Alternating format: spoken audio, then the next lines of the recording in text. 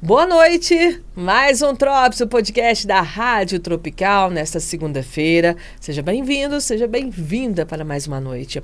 Vamos falar da Credicel Celulares, que é a nossa parceira Credicel, que está conosco. É a melhor assistência técnica para o seu celular. É a Credicel Celulares, que fica na Avenida Getúlio Vargas, ali em frente à Caixa Econômica Federal. Boa noite, Sombra. Boa noite, Moísa.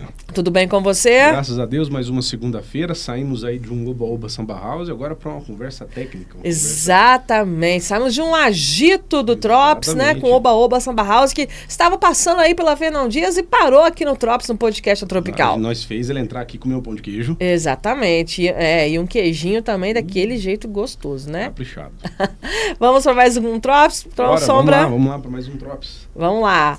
Minha gente, hoje é uma noite muito especial, como todas, né? Mas hoje vamos falar com uma conversa muito inspiradora, sabe?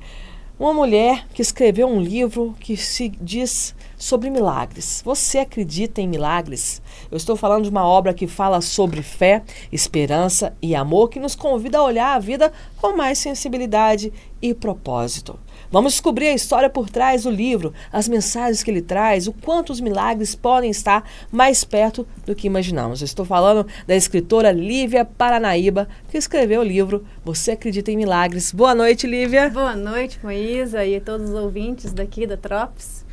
Lívia, que prazer receber você aqui no nosso podcast, conhecer um pouco da sua história, saber um pouco da sua trajetória e como você chegou à escritora. Você é dentista, mas tem um lado da escrita muito forte, né? E inspirado, onde você resolveu contar um pouco da sua vida, não é isso, Lívia? Exatamente, Moísa. Nesse livro, eu abro parte da minha vida através de algumas histórias milagrosas que eu recebi. E são histórias extremamente comoventes, arrepiantes. Eu tenho certeza que o leitor vai se conectar com essas histórias e, quem sabe, poder levar a sua própria transformação espiritual, a mesma que eu passei também. Olivia, e antes de contar um pouco sobre o livro, quem é Lívia Paranaíba? Qual é a escritora que está por trás do livro? Moísa, eu sou uma Lívia Paranaíba, de 43 anos. Eu sou dentista, servidora pública.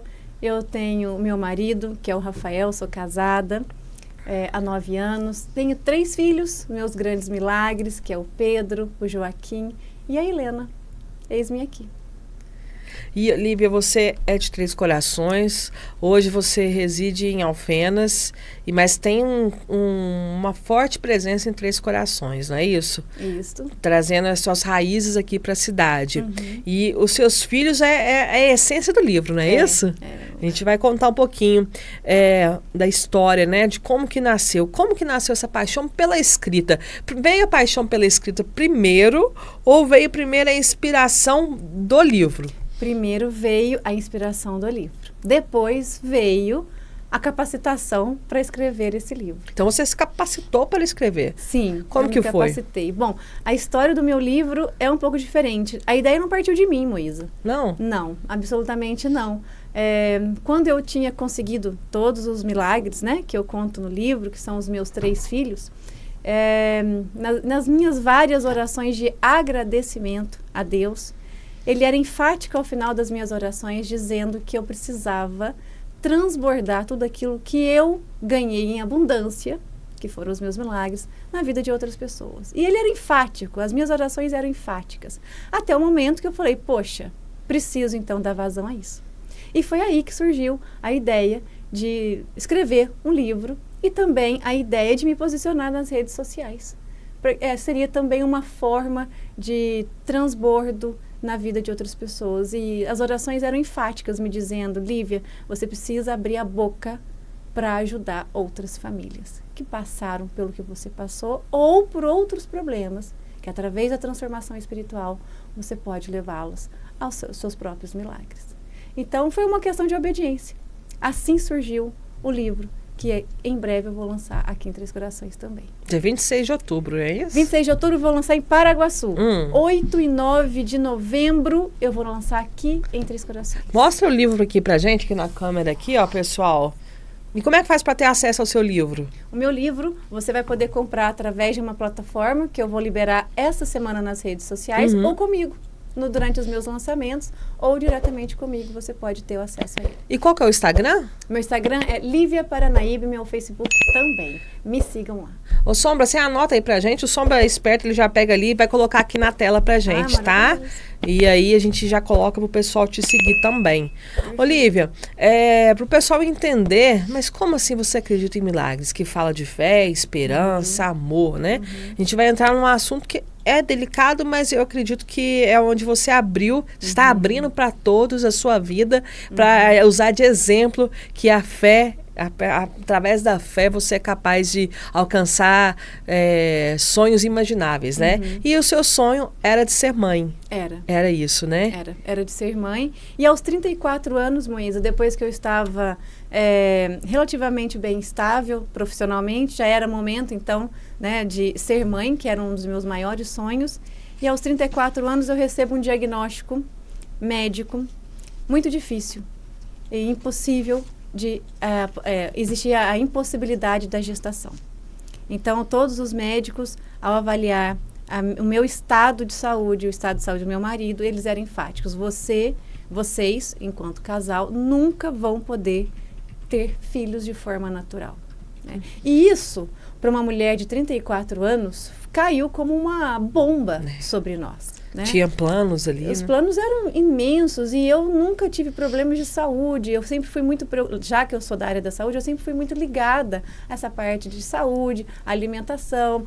E nunca nenhum sinal me foi dado, né, enquanto saúde, que algo estava de errado. E quando eu recebi o diagnóstico que eu era infértil, eu falei, meu Deus, como assim? Como aos 34 anos, sem nenhum sinal uma sinalização para que eu pudesse, né, me atentar, prevenir, entender. Como que eu fui, então, como é que chegou esse diagnóstico aos 34 anos? E não só para mim, como para o meu marido também. Então, era uma infertilidade conjugal que é rara e grave. Aos 34, eu entrei em menopausa precoce. Né? Então, o que nos restava naquele momento, ainda com uma estatística muito baixa, era utilizar da fertilização in vitro. Né? Nenhuma outra técnica dentro da reprodução humana poderia me ajudar. Era só a mais especializada na época, que era a fertilização in vitro. Né? Então, o diagnóstico ele foi um grande divisor de águas e um momento em que eu descobri várias questões pessoais, por exemplo, a palavra tristeza. Ali eu encontrei o significado, o sentimento da palavra tristeza. Porque quando a gente fala, você está triste, às vezes a gente não percebe exatamente o que é, a gente não passa por aquilo. E foi o primeiro momento em que a palavra tristeza me tirou do centro. Né? Então eu experimentei situações muito complexas. Eu pedi a Deus, eu não estou pedindo uma viagem, eu não estou pedindo um carro importado, luxuoso, eu quero ser normal. Não é nascer, crescer, reproduzir e morrer? Por que eu não posso ser normal? E naquela época, a minha mentalidade me dizia, o que de errado eu fiz? Que cruz é essa? Ou que pedra eu atirei na cruz? Por que eu estou sendo, entre aspas, castigada? Então, aos 34 anos, receber esse diagnóstico, né, com a tamanha impossibilidade, e a minha estatística era, você tem 0% de chance de ser mãe. É catastrófico para uma mulher que deseja ser mãe, aos 34 anos. Então, foi nesse momento em que tudo aconteceu. E aí que eu começo a história no livro. Mas como é que você venceu esse desafio? Eu venço esse desafio, né? Eu venci esse desafio através de uma grande transformação espiritual. Moísa, o que eu percebo é que todos querem um evento, todos querem o seu milagre, mas poucos estão dispostos a pagar o preço do processo. O processo é doloroso, o processo é árduo, indefinido, mas é necessário. Então, eu convido os leitores no meu livro a perceberem qual é o processo que você precisa passar para atingir o seu milagre. Eu nunca vi milagre acontecer para quem está deitado, esperando as coisas acontecerem e colocando nas costas de Deus a culpa por ele não conseguir. Né? Eu comento que o milagre, ele vai te pegar durante o caminho, durante o processo, mas você precisa estar em movimento.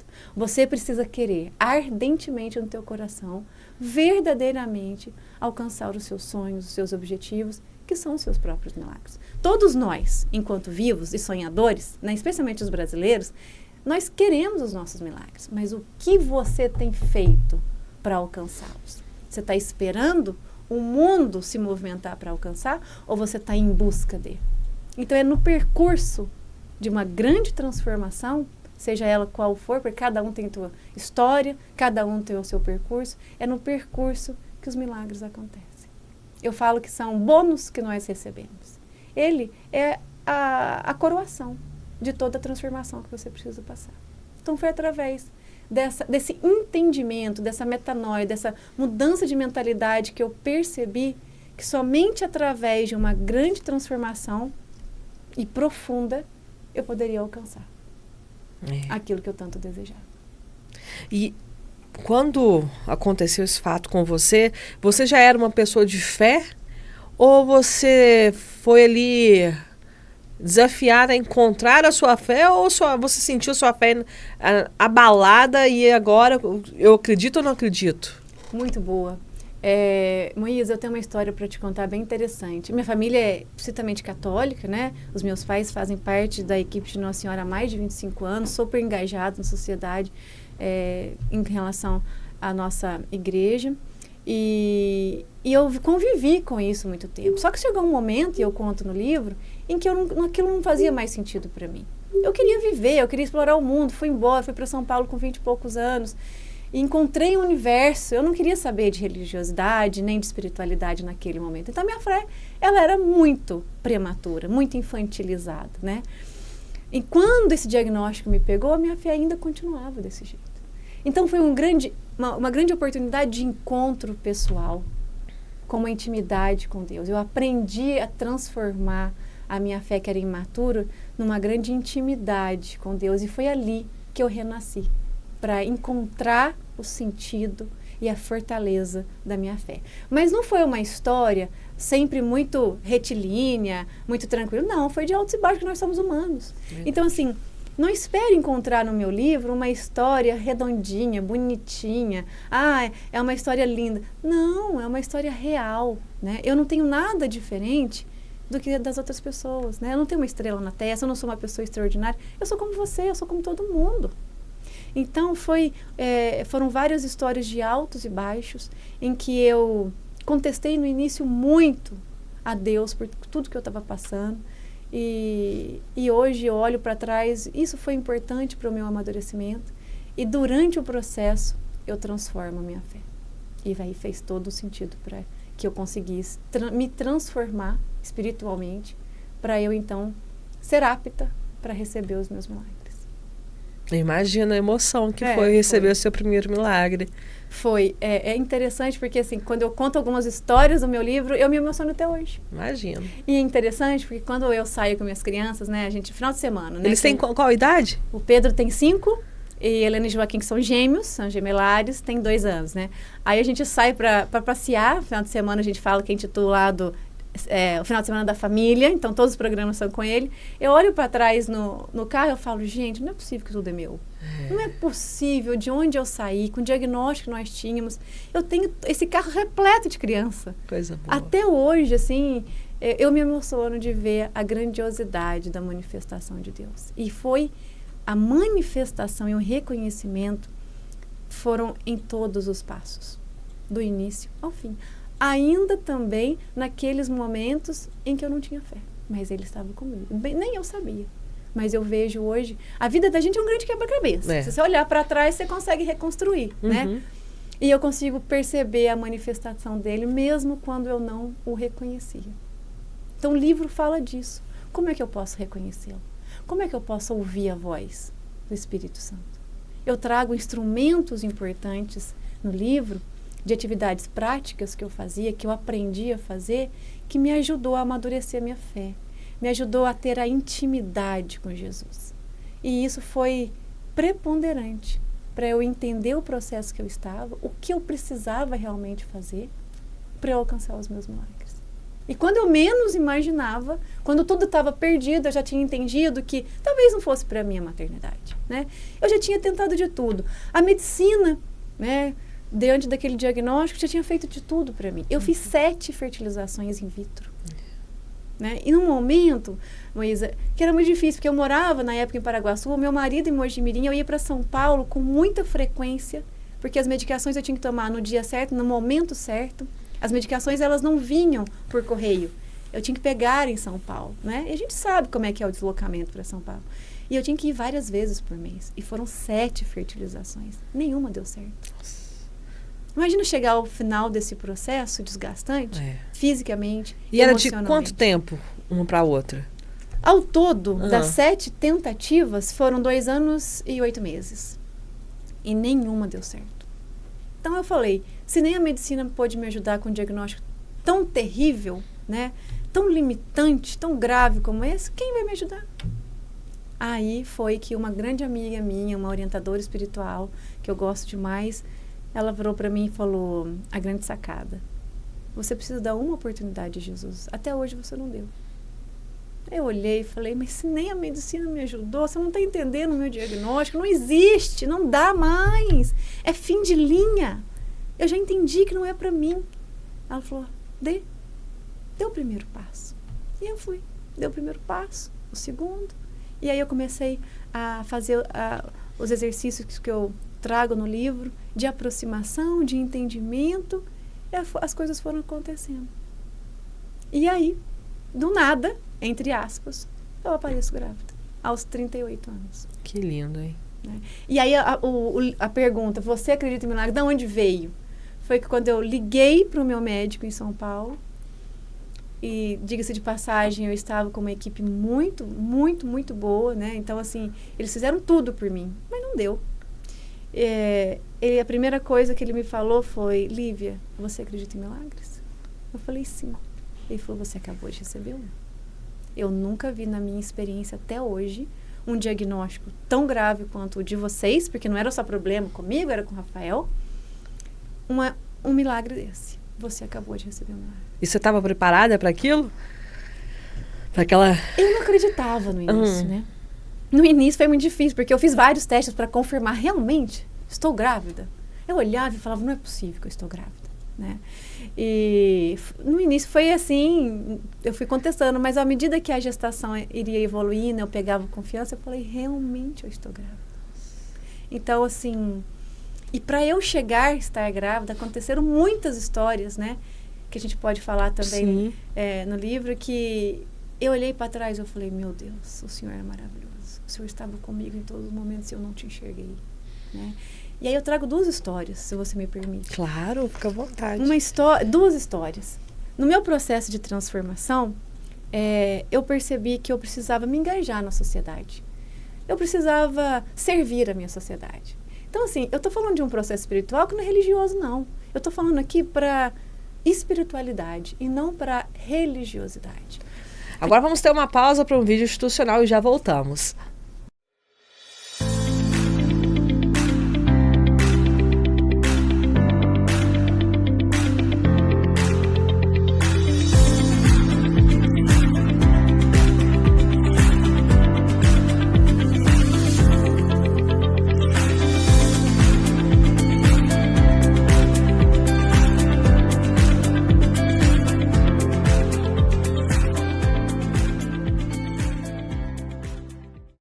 Jesus foi me orientando em relação a isso quando eu comecei a estudar a Bíblia. E ele falava claramente para mim, vá para a sociedade, vai para a comunidade.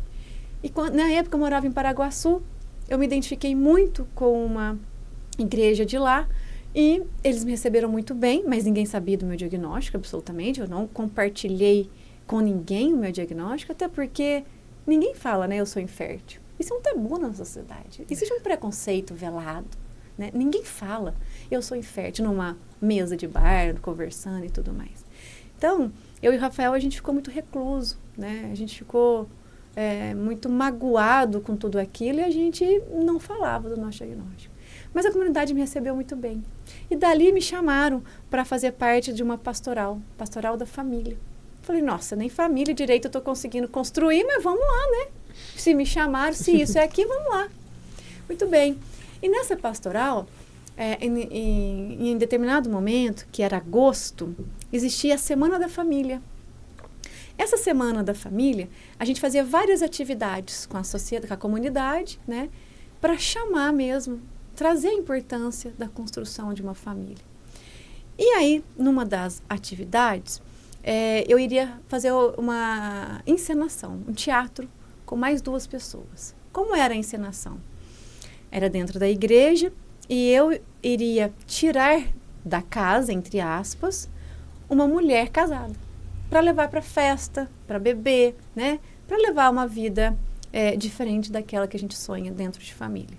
Então, eu seria essa pessoa, essa personagem que eu iria convidar essa minha amiga casada para sair. E antes, nós encenamos, nós treinamos a cena antes. Eu iria ter uma briga muito forte com o marido dela, né? E o marido dela iria me contestar, por que você está tirando a minha mulher de casa? E eu iria brigar com ele, a gente iria fazer uma encenação ali, mão a mão, forte e tal. Beleza, tá ensaiado? Tá, vamos começar então o teatro. Num determinado momento, começa o teatro, né, à noite.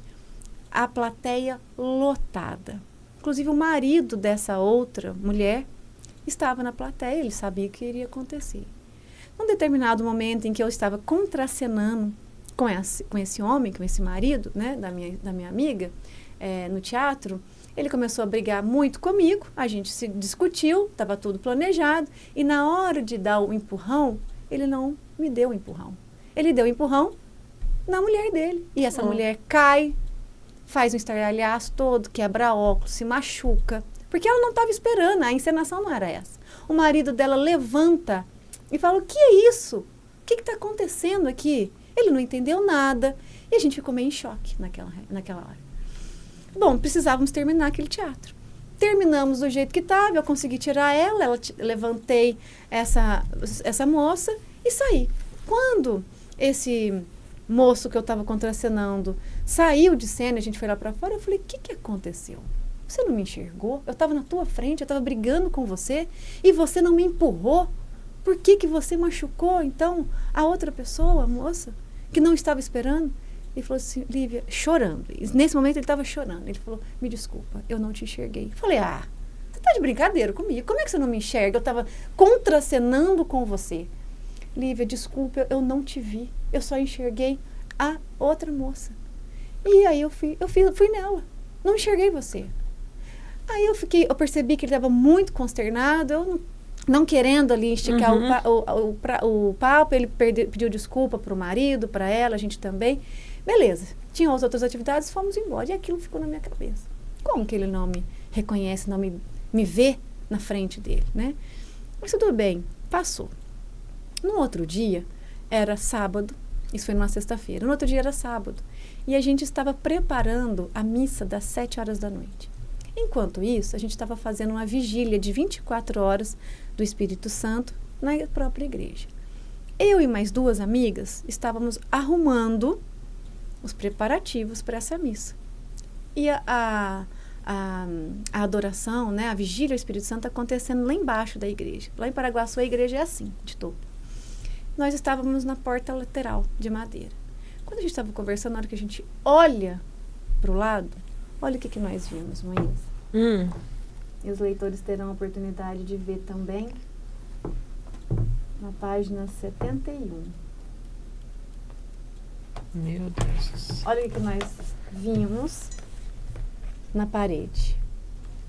Nossa Senhora das Graças, olhando para baixo, o seu ventre iluminado e mãos postas.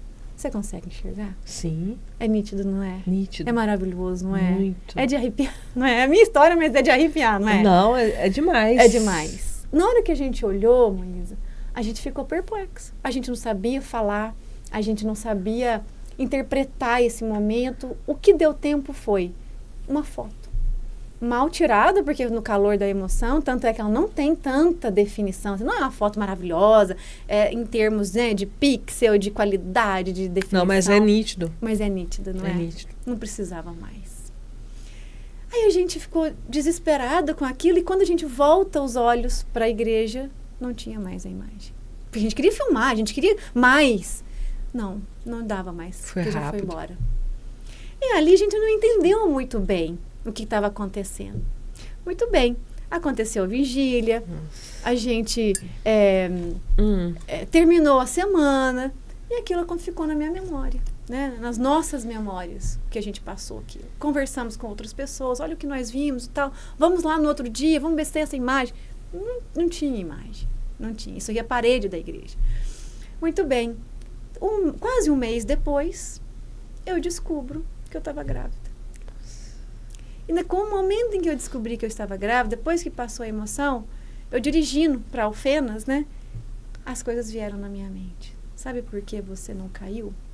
Porque eu estava te protegendo. Olha, eu me emociono até hoje com as minhas próprias histórias. Assim. Sabe por que você não caiu? Porque eu estava te protegendo. Se você tivesse caído, você não estava carregando seu filho no ventre. Eu arrepio até hoje. E sabe aquela aparição? Era para te mostrar. Era para anunciar a sua gestação. Eu já estava com você. Coisa linda. Não é de arrepiar. Olha, eu me arrepio, eu me emociono. Sim. Até hoje. Que coisa linda. Quando eu Deus mandou a mãe dele, né? Pra te... me cuidar e para me anunciar. E ela me acompanhou a gestação inteira. Eu fazia questão. Eu falava para ela, me ajuda a gestar, que seja o seu ventre puro, verdadeiro e maravilhoso. Eu orava e pedia para que ela estivesse comigo. E ela ficou comigo. Eu tinha uma medalhinha, ela andava comigo na minha roupa a gestação inteira.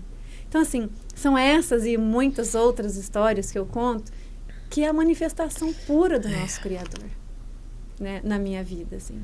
E como eu não poderia levar essa história para outras pessoas. Coisa linda. Esse livro, às vezes, eu penso que ele pode ser um abraço que você precisa. Ele pode ser o aconchego que você precisa. Ele pode ser a luz que você precisa. O instrumento que você precisa para conseguir os seus milagres. Então, eu acredito que eu precisava transpor isso numa mensagem para que outras pessoas pudessem enxergar esses milagres. Lindo. E quem sabe ajudá-las a conquistar os seus próprios milagres, né? Não, e vai atingir muitas pessoas, viu? Amém. Tenha certeza disso. Amém. O seu propósito é muito além, né? Amém. Da sua gestação. A sua gestação, ela está sendo uma ponte. Exato. Eu Não me é? sinto como um instrumento mesmo. Um instrumento em que Deus me usou para fazer a obra dele e que agora eu preciso passar essa mensagem para frente, para que outras pessoas, outras famílias, outras mulheres, outros casais possam olhar e falar, se ela conseguiu, que é uma pessoa comum, por que eu não posso conseguir?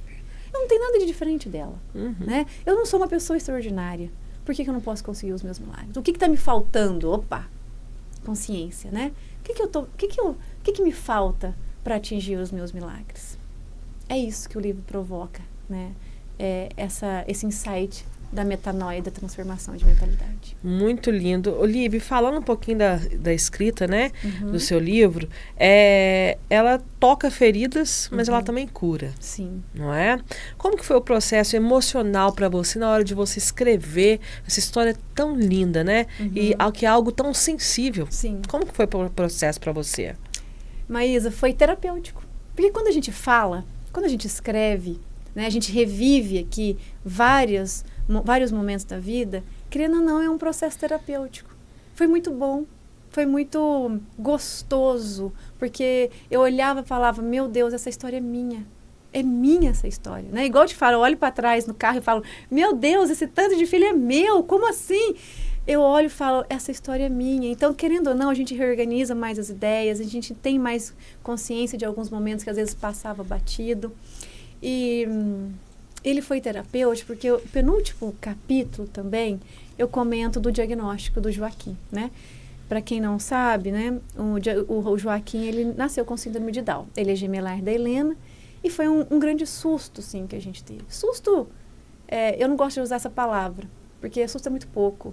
Foi um grande soco no estômago, acho que é isso aí, né? Foi um grande desespero o diagnóstico do Joaquim com síndrome de Down.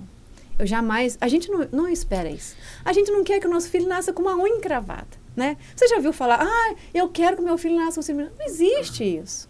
Não existe, né? E a gente precisa falar sobre isso. Às vezes eu sinto que as mulheres têm medo de falar das suas emoções, com medo de culpa, punição. Não, a gente precisa validar. Foi fácil? Não, foi terrível. Vivi momentos que eu achava que eu nunca mais poderia ser feliz na minha vida. Mas tudo bem, ele passou. Eu vivi meu luto, todas as fases. Foi intenso? Foi. Dolorido? Foi. Mas disruptivo. Para eu perceber que, depois do luto, eu enxerguei uma nova possibilidade de vida para todos da minha família. E hoje o Joaquim é a nossa cereja do bolo. Se você perceber as coisas que acontecem, não só com a minha família, mas com as pessoas ao redor, o Joaquim, ele é precioso, porque ele mais nos ensina do que a gente ensina ele. Né? E saber reconhecer isso são dádivas de Deus. Né?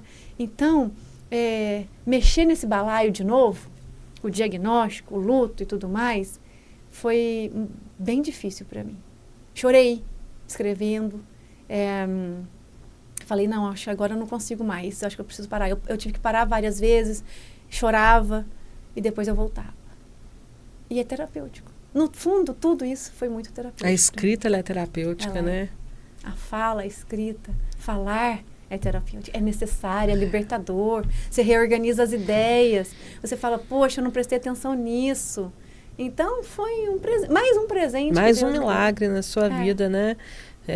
Deus te coloca como instrumento dele mesmo, né? Eu me sinto hoje, tudo que já aconteceu, né? E o que está ainda por vir, principalmente com o Joaquim, que eu venho experimentando coisas assim, extraordinárias. Ainda bem que o luto passou. Para eu poder agora saborear, né, todas essas maravilhas.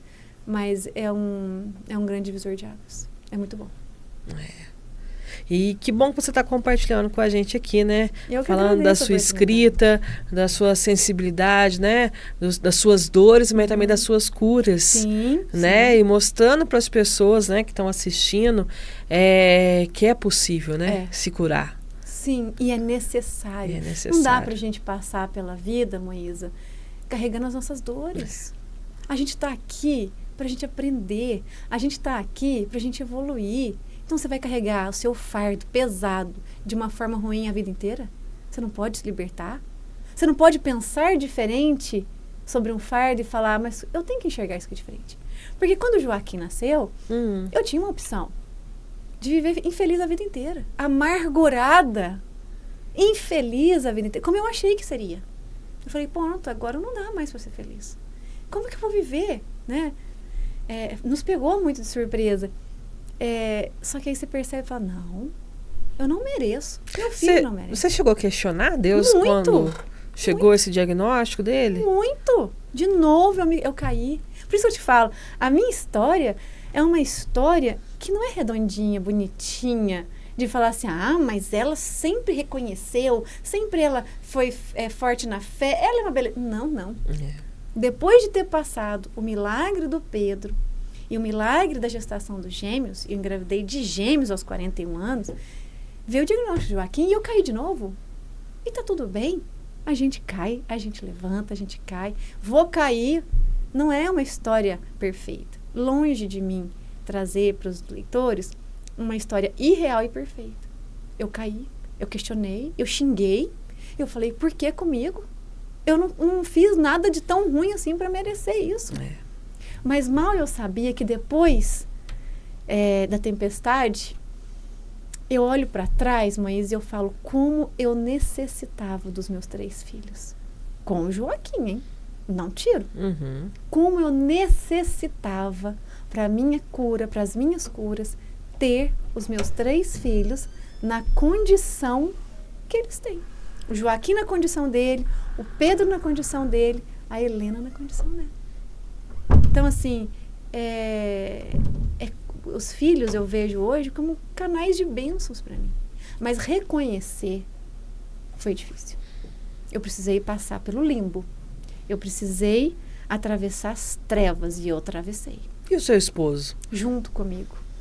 Chorando. Tanto é que eu tenho um agradecimento especial para ele, porque A gente chorou junto, a gente se ajoelhou junto, a gente desacreditou junto, a gente blasfemou junto, mas a gente ressurgiu junto. Sempre falo para ele, né, que no final só resta nós dois. Os filhos vão, né? Vão bater asa. Joaquim vai bater asa também, do jeitinho dele. Certeza. Com certeza ele vai bater a asa do jeito dele. Sim. E, no final, é necessário, né? é necessário. Eu vou fazer de tudo para ele bater a asa. E no final só resta eu e o Rafael. E ele sempre junto comigo. Que bonito. Sempre junto comigo. Casal perfeito? Nossa Senhora, claro que não. Inclusive, eu trago alguns instrumentos no meu livro, Maísa, que eu falo como os casais poderiam passar de uma forma melhor do que nós passamos durante, por exemplo, o tratamento, que exige um apoio emocional, conjugal extremamente afinado. E, por vezes, nós não tivemos. Então, eu trago aqui instrumentos para que os casais possam nunca se esquecer, primeiro, da relação dos dois. Né, do amor entre os dois. Sim. E o homem tem que ter uma sabedoria, acho que maior, né? Porque os hormônios nossos, né? Olha, eu recebi uma carga brutal de hormônio por mês. Me lembro que, pelas estatísticas, se eu não estiver enganada, era como se fosse uma dose 21 vezes a mais do que uma dose normal de uma mulher, né? Produzindo seus hormônios. É muita coisa, né? Então, o Rafael teve a sensibilidade de saber recuar, saber calar, saber entender. Porque foi muito difícil. Foi muito doloroso, né, passar por tudo isso. E além da fé, teve a parte de cuidar da saúde mental também? Falo disso no livro. A saúde mental, para mim, é a grande cereja do bolo. Né? Sem a saúde mental, a gente não consegue evoluir. E até para a maternidade eu falo isso. Uma mãe com sanidade mental é uma casa organizada e uma casa digna de prosperidade. Quando a mulher, e isso não é sendo machista de jeito nenhum, a mulher, se ela tiver consciência do poder que ela tem sobre a casa, ela vai transformar essa casa num templo sagrado. Mas o contrário também acontece.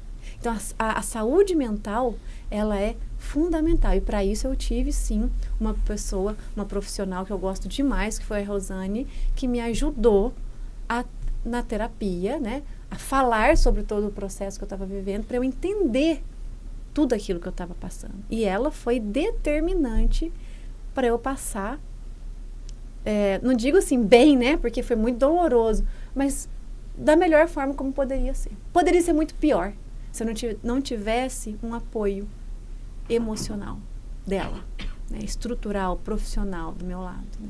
Então, eu recomendo para todas as mulheres que estiverem passando por uma situação de tentantes, por terapias associadas à reprodução ou qualquer outro problema mais grave, tem que ter um apoio profissional, se puder, né?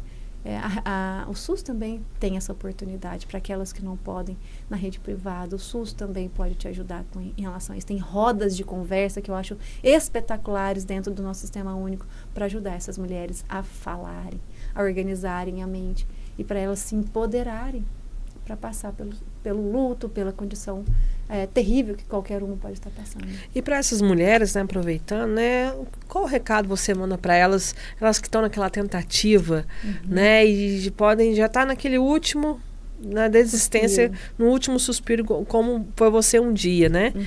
O que você pode falar para elas? Eu falaria para você que está tentando nesse momento, se entregue ao processo. Muitas querem o milagre, mas poucas querem verdadeiramente se entregar ao processo.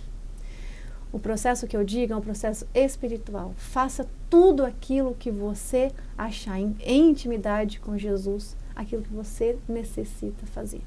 Se entregue aos comandos dele. Ele vai te orientar. Ele vai colocar você no caminho que precisa. Ele vai trazer pessoas que vão te ajudar no processo. Mas você precisa encontrar a intimidade com ele. E o processo é necessário para você atingir o seu milagre. Porque pode ser que para muitas não seja engravidar. Mas você vai encontrar essa resposta no processo. E você vai reorganizar a sua vida da melhor maneira possível, para você não ser uma pessoa frustrada. E tá tudo bem não ter filhos. Você precisa só entender o teu processo, o teu caminho. E se você estiver em intimidade com o Criador, isso vai ser muito mais fácil. Então, é essa mensagem que eu gostaria. Esteja no caminho, esteja no seu movimento, que as suas respostas serão respondidas gradativamente. Confia. Não é? Com certeza. Mesmo que tudo esteja caindo na sua cabeça. Confia. Eu falo no livro que chegou um momento em que a minha sensação era que eu estava de olhos fechados, de mãos dadas, eu tenho essa imagem na minha mente. Olhos fechados, mãos dadas, e Jesus me pedindo, entra no mar. Entra agora no mar. E se eu abrisse o olho, eu não entraria. Mas fechando os olhos, eu entrei. E eu me submeti àquilo que eu precisava, diante dos comandos dele. E ele foi falando para mim. Eu falo que eu escuto vozes, mas não sou louca. E ele fala no meu ouvido direito. Eu escuto. Tem um treinamento no meu livro que é os exercícios espirituais de Santo Inácio de Loyola. E ele é fantástico. Ele te treina a ouvir. Ele te treina a perceber o Espírito Santo, a sentir o Espírito Santo. E eu fazia todos os dias. No início eu falei, isso não dá certo comigo, não. Não quero escutar nada, não vou escutar nada. Tá louca. Mas é a persistência. Faça, faça, faça. E numa das minhas orações era muito claro o seguinte, continue e alegre-te. Continue e alegre-te. Falei que eu vou continuar. Foram 30 dias sem resultado. Mas depois a chave virou.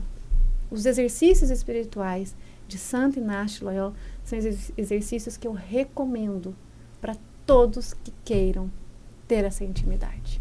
Você vai encontrar no seu tempo. Olha, eu tenho certeza que esse Tropes está sendo uma mensagem para muitos, né, Sombra? Sombra também é uma pessoa muito espiritualizada e ele pode falar um pouquinho, né, Sombra? Eu tenho certeza que vai atingir muitas pessoas com esse bate-papo que a gente está tendo com a Lívia, né? Com certeza. E é interessante que, às vezes, muitas pessoas passam a crise, né, calada, e às vezes nem a própria família sabe da crise que a pessoa vive internamente, e ela assiste esse podcast e se identifica, né? Poxa, a minha crise é essa também, e ver uma pessoa que conseguiu vencer e conseguiu sair da crise, isso é um fator positivo demais, né? Para quem precisa vencer também a mesma luta e a mesma dificuldade que você passou também. Verdade. Obrigada, Sombra, muito bem. E aquilo que a Lívia também falou, né? Que aqui no livro você vai encontrar o seu milagre, né? A sua intimidade com Deus, né? Você está falando que tem os exercícios aqui. Eu estou curiosíssima. Eu estou muito curiosa. Já estou pensando em indicar o seu livro, comprar seu livro para dar de presente. Bom, porque eu tenho certeza que vai tocar pessoas próximas a mim que eu sei que está buscando essa intimidade com Deus. Que bom. Eu tentei fazer esse livro, não só uma leitura. Falar assim, conheci a história da Lívia. Não, porque isso aí, para mim, seria vago. O propósito não está sendo cumprido, né? E aí eu falei, o que eu tenho que trazer de elementos para que a pessoa olhe e fala, tudo bem, se ela conseguir, eu vou conseguir, mas de que jeito? Né? Você tem que ajudar, você tem que dar um norte. E o norte está dentro do livro. Né? Não é só uma história que você vai por curiosidade. Entendi a história da Lívia. Nossa, difícil, passou. Tá, mas o que tem além? O além é o propósito para levar você do plano A para o plano B. E aqui tem as ferramentas para que isso aconteça. Muito Seja bonito. o milagre que for. Não é só sobre tentantes. Né? Não é sobre, eu também quero, não quero engravidar, não é o meu propósito. Mas qual é o seu milagre? Todos nós temos. E como está sendo a sua caminhada? Você já conseguiu? Não conseguiu? Se não conseguiu, essa é a ferramenta em que eu sugiro ler. Verdade. E uma curiosidade, você usou, eu acredito que a resposta seja a parte da intuição que você está falando. Na hora da sua escrita, você fez um planejamento ou você usou mais a intuição na hora de escrever? Não, o planejamento foi contar a história, assim, do início ao fim, né? O planejamento, eu dividi primeiro por capítulo, o primeiro capítulo tem que falar isso, o segundo isso. Ô Moisés, é muito louco eu te falar isso, mas assim, durante as minhas orações, ele já me deu o plano perfeito, assim, perfeito que eu falo, mas o plano estruturado. Ele foi soltando para mim o que eu tinha que falar. Até isso, eu consegui escutar. né, orando, fazendo os meus exercícios. E eu recebendo em oração, ele já tinha me falado o que eu tinha que fazer. Por isso que eu acho que realmente é um instrumento, né? Ele sempre falava em muitas orações de gratidão, como eu comecei aqui o nosso podcast, ele falava para mim, você precisa transbordar. E outras coisas que ele me falava era, quando eu pedia fazia algumas perguntas e ele não me respondia o que eu queria, a resposta era, o seu livro já tem endereços certos. Como? Eu falei, eu tô perguntando X, você tá me respondendo Y. E eu acontece, eu sou uma pessoa muito questionadora, sabe? Eu falo que eu nunca passei da minha fase de 7 anos, porque tudo é por quê? Por quê? Eu não sou uma pessoa quieta, eu sou inquieta. Mas eu tô te perguntando, por que você tá me respondendo? E era insistente. O seu livro já tem endereços certos. E vou pegar um gancho, até comentei com a Fernanda. Ontem aconteceu uma coisa tão interessante comigo, e que eu vou relatar no teu podcast. Eu vindo para trabalhar, né, eu parei em um determinado lugar, que eu paro sempre, com frequência, e quando eu entrei no estabelecimento comercial, uma pessoa lá de dentro falou para mim, olha, a pessoa mais aguardada da semana chegou. E perto de outras pessoas. Eu fiquei um pouco tímida assim. Eu falei, é porque toda semana eu tô aqui, né? Bato meu cartão aqui e tal. Ela falou, não tem nada a ver com isso. Aí eu já fiquei meio, falei, nossa senhora, o que aconteceu? Nem lembrava. Ela falou pra mim assim, é porque eu estou muito ansiosa pra ler o seu livro. Falei, mas você me segue? Você me conhece? Ela falou que te sigo. Eu não conhecia muito bem essa pessoa. Lógico que é uma pessoa que eu conheço de vista e tal. Mas ela falou, eu te sigo. E eu já sou tentante há mais de 10 anos. E ela me contou, ela e a irmã dela que estavam juntas, que as duas são tentantes há mais de 10 anos. Com diagnóstico, com condições. E me contou a vida delas. E eu ali, olhando, prestando atenção em tudo. E sabe o que me veio à mente? A mensagem que ele me falava lá no início. O seu livro já tem endereços certos. E elas me falavam, e eu perplexa, falei, gente, porque às vezes a gente é meio bairrista, né? Vou vender meu livro para as pessoas que me conhecem, para as pessoas que queiram ouvir, para as minhas redes sociais. Não é isso que Deus quer. Ali caiu a minha chave. Ele tinha razão. Ali eu acolhi as meninas, eu conversei com elas, a gente conversou bastante sobre o livro. E quando eu saí meio atordoada, sabe? Que eu jamais poderia imaginar. Eu falei, é sobre isso. Pronto, a resposta. A resposta. Então, eu acredito que está tudo preparado, já está tudo pronto. Ele que vai me colocar no caminho. Claro que eu tenho que estar no movimento. É igual eu falei.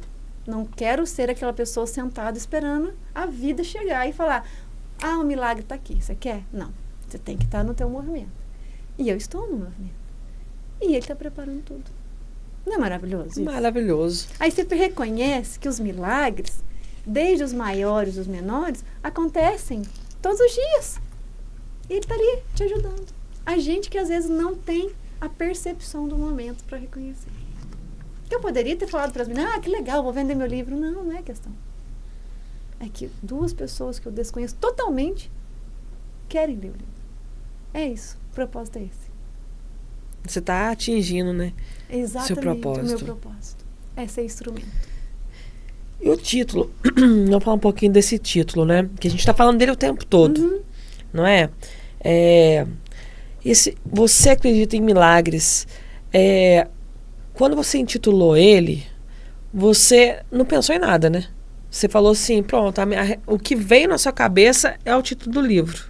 O que veio na minha cabeça foi que a pergunta foi um médico que me respondeu enquanto eu estava grávida do Pedro, que eu comentei lá atrás. Sim, que ele te deu essa perguntou. Ele me perguntou, você acredita em milagres? Foi pronto.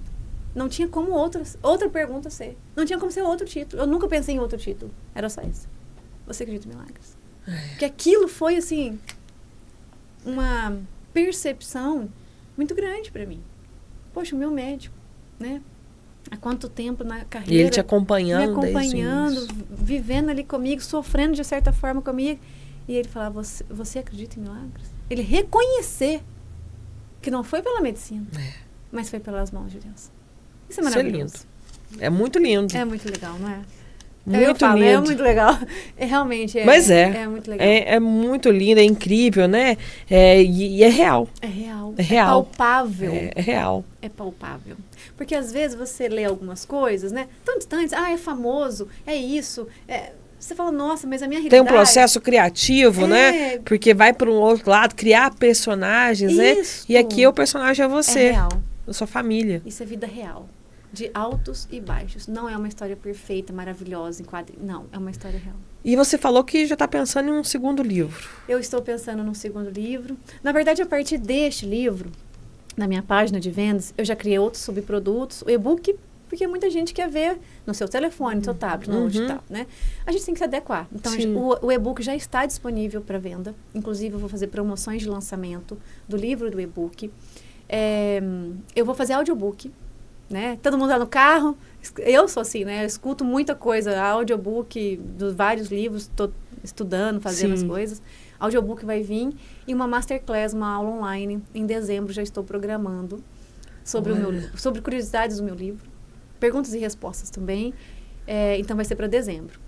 E um segundo livro que eu já está no meu coração, né? Eu quero falar sobre o Joaquim.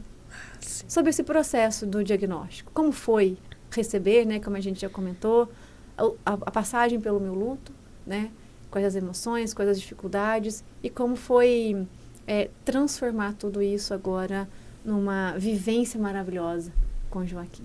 Reconhecer as bondades de Deus transbordando a nossa família. Eu falo, até tem um vídeo meu no Instagram que a gente é muito sortudo.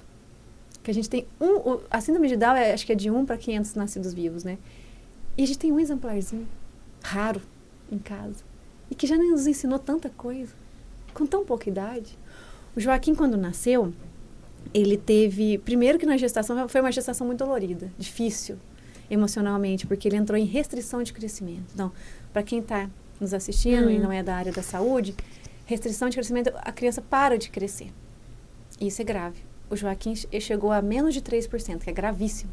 O que significava? Ele podia morrer a qualquer momento na minha barriga. Só que eu tinha Helena. Era uma gestação dupla, gemelar. E quando a gente descobriu isso, que foi com 23 semanas, o meu medo era o Joaquim falecer, entrar em óbito, e eu tinha Helena. O que eu iria fazer com a Helena? Então, foi uma gestação que me exigiu psicologicamente demais da conta. O Joaquim era avaliado e seguido por uma equipe muito competente, graças a Deus, semanalmente, para ver se ele estava vivo ou se ele estava morto. E a Helena? Como é que a Helena estava? Né? E aí o Joaquim é um gentleman, porque quando a Helena estava muito bem para nascer já, quando a Helena já não tinha os riscos maiores da prematuridade, né? Com 34 semanas, o Joaquim aguentou firme e eles vieram. A Helena super bem, super saudável, forte. E o Joaquim parou mesmo de crescer. Então ele aguentou até o final para garantir vida saudável da Helena. Um prognóstico bom para a Helena, né? Sim. Isso é maravilhoso. Sim. Isso também me emociona muito, né? E quando ele nasceu, ele teve uma sepse. E ele ficou entre a vida e a morte. Joaquim precisou de várias bolsas. Chegou uma hora que agora vamos ter uma pausa para um vídeo institucional e já voltamos. E pode ser que ele não resista. Começou a sangrar a boca, intestino, caos generalizado, né? E eu tinha o Joaquim, Helena na incubadora do lado e meu filho em casa. Você imagina administrar emocionalmente tudo e com o diagnóstico do Joaquim. Porque eu reconheci a síndrome de Down na hora que eu bati o olho nele. Né? Como eu sou da área da saúde, convivi com muitos síndromes por 10 anos. Então quer dizer que a síndrome de Down não tinha sido diagnosticada antes? Moísa, nós fizemos quase tudo para identificar o que o Joaquim tinha. E todas as síndromes clássicas, a síndrome de Down é uma síndrome clássica, ela foi descartada, porque o Joaquim tinha presença de osso nasal, translucência nucal positiva, coração sem problemas, nada, nem o 4D me mostrava um rostinho com síndrome de Down. Então, a gente só não fez o teste genético. Meu médico falou, Olivia, as principais não tem. A gente estava esperando uma desordem metabólica, alguma coisa mais assim. Então, a gente falou, não vamos fazer, né? Tem riscos também e tal. Beleza. era gemelar, poderia diagnosticar um e eu não saberia se o outro também teria. Então, assim, pra quê? Né? Graças a Deus, a gente não descobriu. E quando eu bati o olho no Joaquim, eu falei, o Joaquim tem síndrome de Down. E ali o mundo virou. Nossa, ele deu volta, ele deu looping ali comigo, né? E eu na mesa de cirurgia, na hora que eu olhei, falei, o Joaquim tem síndrome de Down. Não tem, tem síndrome de Down. E aí, quando vê o Joaquim, entra em choque. Né? Então, o Joaquim esteve entre a vida e a morte por vários dias. Vários dias. Tanto na gestação, quanto depois. Ele ficou 43 dias na UTI. Helena ficou 26, só para ganhar peso. O Joaquim precisou viver. Ele nasceu com 1,50 kg. E depois abaixou para 900 gramas. Então, é crítico, né? Então, eu quero contar isso no próximo livro. Como foi a descoberta, como foi o luto verdadeiro que eu passei. E não nego, ainda bem que eu passei por ele. E como é que foi a virada de chave. Para olhar para aquele menino e falar, graças a Deus você está aqui dentro da nossa casa. Como nós somos sortudos por termos o Joaquim. E isso é libertador. Isso é libertador.